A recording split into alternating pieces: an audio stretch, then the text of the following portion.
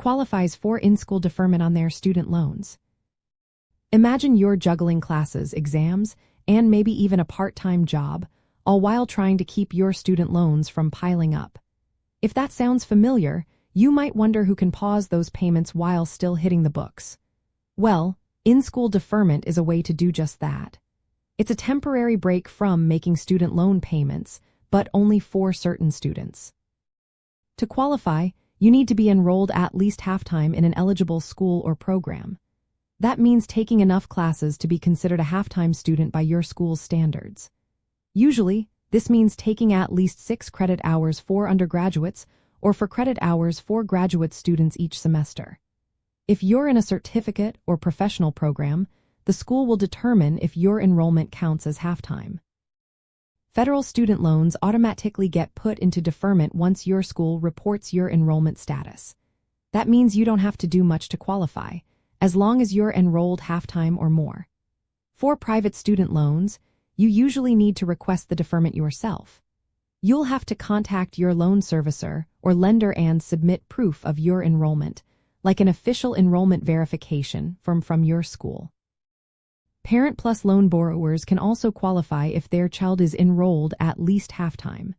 The deferment can last up to 6 months after the child graduates or drops below half-time status. This helps parents avoid making payments while their child is still in school. During in-school deferment, the government pays the interest on subsidized federal loans. But for unsubsidized loans and most private loans, interest keeps adding up. If you don't pay this interest, it gets added to your total loan balance when you start repayment. That means your debt could grow larger over time.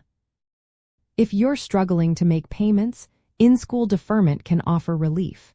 But it's good to remember that interest on unsubsidized and private loans can still accrue during this time. Paying even a small amount toward interest while in school can help keep your total debt lower. Before choosing deferment, consider other options like income-driven repayment plans. These plans can lower your monthly payments based on what you earn and might be more manageable long-term.